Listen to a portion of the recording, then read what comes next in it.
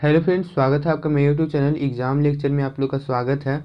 इस video lecture में friends हम लोग आज भारत संसाधन एवं उपयोग का हम लोग 50 ऑब्जेक्टिव क्वेश्चंस करने वाले हैं। 50 ऑब्जेक्टिव क्वेश्चंस हम लोग करेंगे, बिल्कुल इंपॉर्टेंट क्वेश्चन जो भी एग्जाम टॉपिक के अनुसार हम लोग किए हैं। ठीक है, 50 objective question very very important.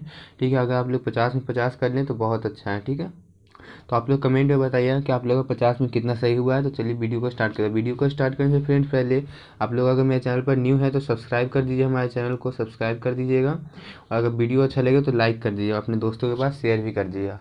अगर वीडियो अच्छा लगे तो सब्सक्राइब कर दीजिएगा। ठीक है, चलिए सबसे पहला क्वेश्चन हमारा बोल रहा है कि कोयला किस प्रकार का संसाधन है। कोयला किस प्रकार का संसाधन है, तो हमारे पास ऑप्शन है अन्वीकरणीय, नवीकरणीय, जैव, अजैव। तो कौन सा सही जवाब है इसमें?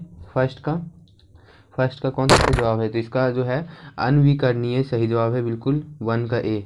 कोयला किस प्रकार का संसाधन है? अन्वीकरणीय संसाधन। ठीक है, और दूसरा नंबर क्वेश्चन बोल रहा है, ये दूसरा नंबर क्वेश्चन है कि सौर ऊर्जा निम्नलिखित में कौन सा संसाधन है। सौर ऊर्जा निम्नलिखित में कौन सा संसाधन है? ऑप्शन आपके पास है मानवकृत, पुनः पूर्ति योग्य, अजैव, अचक्रिय। ऑप्शन आपके पास सारे कौन सा सही जवाब हो जाएगा? सौर ऊर्जा निम्नलिखित में कौन सा संसाधन है, तो 2 का कौन सा सही जवाब हो जाएगा? 2 का बी हो जाएगा, पुनः पूर्ति योग्य, पुनः पूर्ति योग्य। अब थर्ड नंबर क्वेश्चन देखते हैं। थर्ड नंबर क्वेश्चन देखते हैं कि तट रेखा से कितने किलोमीटर क्षेत्र की सीमा अपवर्जक आर्थिक क्षेत्र कहलाते हैं। तट रेखा से कितने किलोमीटर क्षेत्र की सीमा अपवर्जक आर्थिक क्षेत्र कहलाते हैं। ऑप्शन आपके पास है 100 किलोमीटर, 200 किलोमीटर, 150 किलोमीटर, 250 किलोमीटर। तो आप लोग कमेंट में बताइए कौन सा सही जवाब हो जाएगा। थर्ड का कौन सा सही जवाब हो जाएगा? तो थर्ड का बी हो जाएगा, 200 किलोमीटर फ्रेंड्स, 200 किलोमीटर। आप लोग कमेंट में ज़रूर बताइएगा कि आप लोग का 50 में कितना ऑब्जेक्टिव क्वेश्चन सही हुआ है, 50 में कितना सही हुआ है। ठीक है, अब 4 नंबर क्वेश्चन बोल रहा है कि डाकू की अर्थव्यवस्था का संबंध है।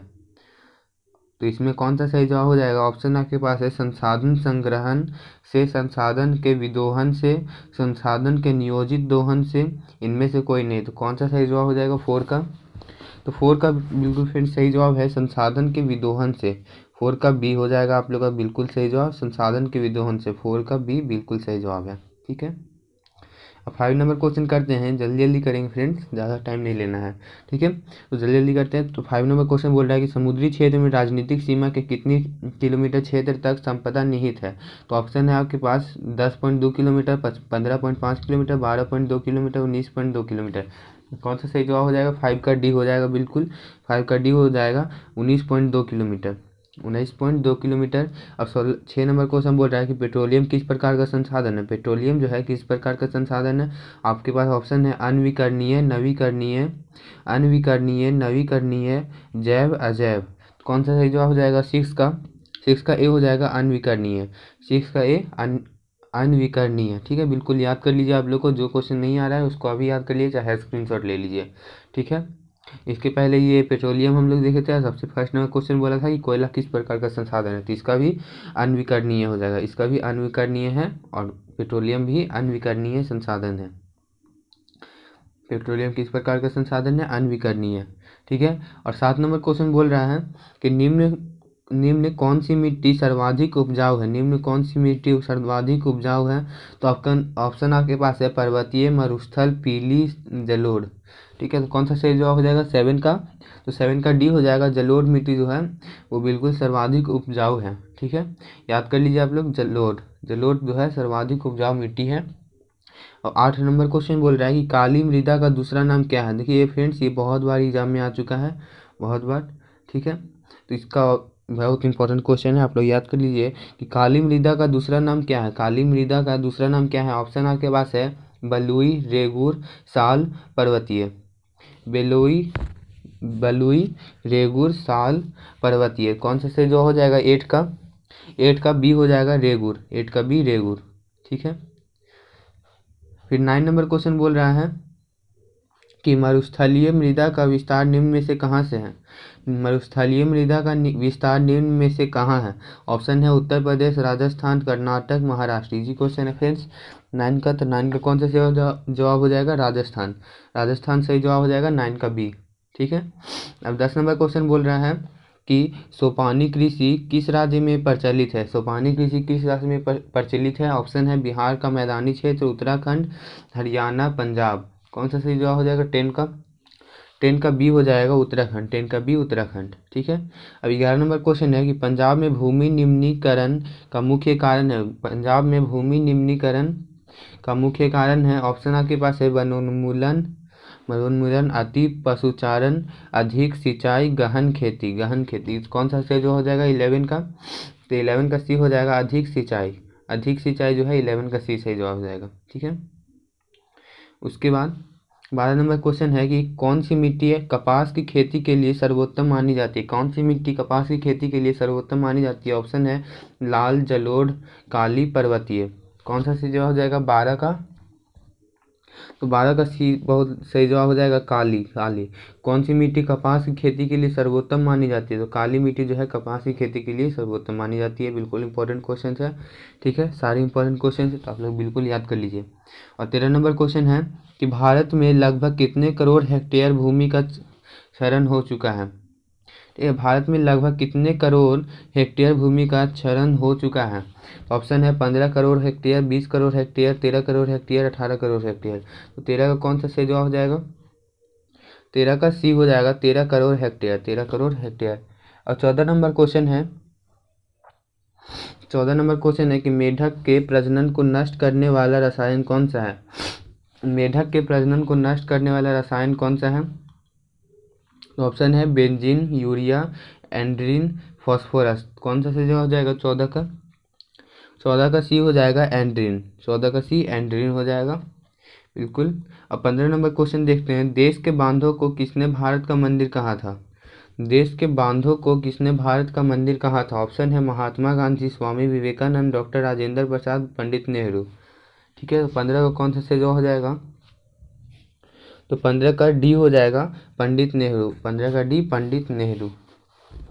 अब हम लोग 16 नंबर क्वेश्चन देखते हैं। 16 नंबर क्वेश्चन बोल रहा है कि कुल जल का कितना प्रतिशत भाग महासागरों में निहित है। कुल जल का कितना प्रतिशत भाग महासागरों में निहित है। तो 16 का कौन सा सही जवाब हो जाएगा। ऑप्शन देख लीजिए पहले, 96%, 95%, 96.6%, 96.5%। इसका सही जवाब हो जाएगा 16 का डी हो जाएगा 96.5% जो है महासागरों में निहित है। ठीक है, 16 हो गया। अब 17 नंबर क्वेश्चन देखते हैं। 17 नंबर क्वेश्चन बोल रहा है, एक मिनट, हाँ, तो 17 नंबर क्वेश्चन बोल रहा है कि बृहद क्षेत्र में जल की उपस्थिति के कारण ही पृथ्वी को कहते हैं। बृहद क्षेत्र में जल की उपस्थिति के कारण ही पृथ्वी को कहते हैं। ऑप्शन है उजला ग्रह, नीला ग्रह, हरा ग्रह, लाल ग्रह। बहुत इजी क्वेश्चन, इसका तो इजी हो जाएगा कि बी हो जाएगा नीला ग्रह। 17 का बी नीला ग्रह। याद कर लीजिए, बहुत इजी क्वेश्चन है, बहुत बार पूछा भी गया। देख लीजिए यहाँ पे कितना बार पूछा गया है। ठीक है। अब यहाँ पे 18 नंबर क्वेश्चन बोल रहा है कि बिहार में अति जल दोहन में से किस तत्व का संकेंद्रण बढ़ा है। बिहार में अति जल दोहन से किस तत्व का संकेंद्रण बढ़ा है। ऑप्शन है फ्लोराइड, क्लोराइड, आर्सेनिक, लौह। 18 का कौन सा सही जवाब हो जाएगा, तो 18 का सी हो जाएगा आर्सेनिक। 18 का सी आर्सेनिक हो जाएगा। ठीक है। और 19 नंबर क्वेश्चन देखते हैं। ठीक है, तो हम लोग 19 नंबर क्वेश्चन देखते हैं। बोल रहा है कि प्राणियों के शरीर में कितना प्रतिशत जल की मात्रा निहित होती है। प्राणियों के शरीर में कितना प्रतिशत जल की मात्रा निहित होती है। ऑप्शन है 55%, 60%, 65%, 70%। तो 19 का सही जवाब हो जाएगा 19 का सी हो जाएगा 65%। 19 का सी 65%। 20 नंबर क्वेश्चन देखते हैं। 20 नंबर क्वेश्चन बोल रहा है कि विश्व की कितनी प्रतिशत जनसंख्या भारत में निवास करती है। विश्व की कितनी प्रतिशत जनसंख्या भारत में निवास करती है। ऑप्शन है 16%, 18%, 20% और 22%। ठीक है, तो कौन सा सही जवाब हो जाएगा 20 का, तो 20 का ए हो जाएगा 16%। ठीक है, 20 का ए 16%। ठीक है। 16%। विश्व की कितने प्रतिशत जनसंख्या भारत में निवास करती है? तो 16%। ठीक है, 21 नंबर अब क्वेश्चन है। 21 नंबर क्वेश्चन बोल रहा है कि निम्न में से कौन बिहार की प्रमुख नदी घाटी परियोजना है? निम्न में से कौन बिहार की प्रमुख नदी घाटी परियोजना है? ऑप्शन है दामोदर नदी घाटी, भाखड़ा भाखड़ा नांगल नदी घाटी, भाखड़ा नांगल नदी घाटी, और सी नंबर सी है रिहंद नदी घाटी, सोन नदी घाटी। कौन सा सही जवाब हो जाएगा 21 का? तो 21 का डी हो जाएगा, सोन नदी घाटी। सोन नदी घाटी बिल्कुल सही जवाब हो जाएगा 21 का डी। ठीक है, अब 22 नंबर क्वेश्चन है। 22 नंबर क्वेश्चन बोला है कि भारत में 2001 में कितने प्रतिशत भौगोलिक क्षेत्र में वन का विस्तारण था? भारत में 2001 में कितने प्रतिशत भौगोलिक क्षेत्र में वन का विस्तारण था? ऑप्शन है 25, 19.27%, 20%, 20.60%। तो 22 का कौन सा सही हो जाएगा? तो 22 का बी हो जाएगा 19.27%। ठीक है, 19.27%। ठीक है, अब 23 नंबर क्वेश्चन देखते हैं। 23 नंबर क्वेश्चन बोल रहा है कि वनस्थिति रिपोर्ट के अनुसार भारत में वन का विस्तार है। वनस्थिति रिपोर्ट के अनुसार भारत में वन का विस्तार है। ऑप्शन है आपके पास 20.60% भौगोलिक क्षेत्र, फिर बी है 20.55% भौगोलिक क्षेत्र में, 20% भौगोलिक क्षेत्र में, इनमें से कोई नहीं। तो इसका कौन सा जो हो जाएगा?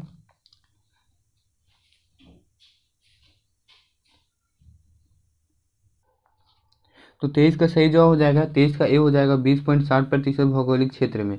वनस्थिति रिपोर्ट के अनुसार भारत का वन का विस्तार 20.60% भौगोलिक क्षेत्र में है। ठीक है, 23 का ए। 24 नंबर क्वेश्चन देखते हैं। ये 24 नंबर क्वेश्चन बोल रहा है कि भारत में कितने प्रतिशत भौगोलिक क्षेत्र में वन का फैलाव है? ऑप्शन आपके पास दिया हुआ है 7.1। हाँ, तो 24 में बोल रहा है कि बिहार में कितनी प्रतिशत भौगोलिक क्षेत्र में वन का फैलाव है? ऑप्शन है 7.1%, 19.5%, 5.5%, 10.5%। ठीक है, तो 24 का कौन सा सही जवाब हो जाएगा? 24 का ये हो जाएगा 7.1%। ठीक है, और 25 नंबर क्वेश्चन है। बोल रहा है कि पूर्वोत्तर राज्य के 188 आदिवासी जिलों में देश के कुल क्षेत्र का कितना प्रतिशत वन है? पूर्वोत्तर राज्यों में के 188 आदिवासी जिलों में देश के कुल क्षेत्र का कितना प्रतिशत वन है? ऑप्शन आप लोग देख लीजिए ABCD। ठीक है, कौन सा सही जवाब हो जाएगा 25 का? तो 25 का डी हो जाएगा 60.11%। ठीक है, 60.11%। अब 26 नंबर क्वेश्चन है कि भारत के किस राज्य में वन का सबसे अधिक विस्तार है? ऑप्शन है केरल, कर्नाटक, मध्य प्रदेश व उत्तर प्रदेश। इसका सही जवाब हो जाएगा 26 का सी हो जाएगा मध्य प्रदेश। भारत के किस राज्य में वन का सबसे अधिक विस्तार है? तो मध्य प्रदेश। ठीक है, और 27 नंबर क्वेश्चन है कि वन संरक्षण एवं प्रबंधन की दृष्टि से वनों को वर्गीकृत किया गया है। ऑप्शन है 4, 3, 5, इनमें से कोई नहीं। ठीक है, तो 27 का सही जवाब हो जाएगा बी हो जाएगा 3 वर्गों में। 3 वर्गों में सही जवाब हो जाएगा। वन संरक्षण एवं प्रबंधन की दृष्टि से वनों का वर्गीकृत किया गया है 3 वर्गों में। अब 28 नंबर क्वेश्चन देखते हैं। 28 नंबर क्वेश्चन बोला है कि 1951 से 1980 तक लगभग कितना वर्ग किलोमीटर वन क्षेत्र कृषि भूमि में परिवर्तित हुआ? 1951 से 1980 तक लगभग कितना वर्ग किलोमीटर वन क्षेत्र कृषि भूमि में परिवर्तित हुआ है? तो ऑप्शन है 30,000, 26,200, 25,200, 35,500। ठीक है, तो सही जवाब हो जाएगा 28 का। 28 का बी हो जाएगा 26,200। 28 का बी 26,200। अब 29 नंबर क्वेश्चन बोल रहा है कि FAO की वानिकी रिपोर्ट के अनुसार 1948 ईस्वी में विश्व में कितने हेक्टेयर भूमि वन का विस्तार था? FAO की वानिकी रिपोर्ट के अनुसार 1948 ईस्वी में विश्व में कितने हेक्टेयर भूमि का वन का विस्तार था? ऑप्शन है 6 अरब हेक्टेयर, 4 अरब हेक्टेयर, 8 अरब हेक्टेयर, 5 अरब हेक्टेयर।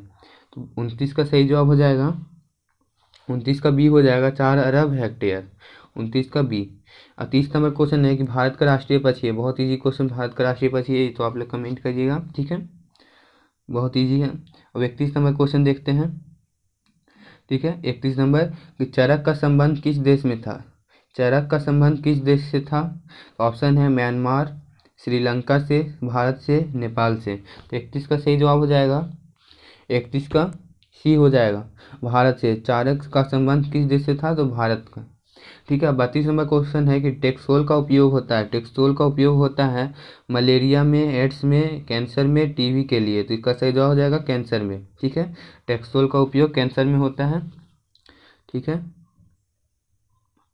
अब 33 नंबर क्वेश्चन है कि विश्व पर्यावरण दिवस कब मनाया जाता है। ऑप्शन है 5 जून, 3 अप्रैल, 3 सितंबर, 1 दिसंबर। ठीक है, तो ये आप लोग कमेंट में बताइएगा, आप लोग गूगल करिए या कुछ करिए, आप लोग को पता होना चाहिए ये चीज़। तो आप लोग हम लोग कमेंट में बताइए, कमेंट बॉक्स में 33 का।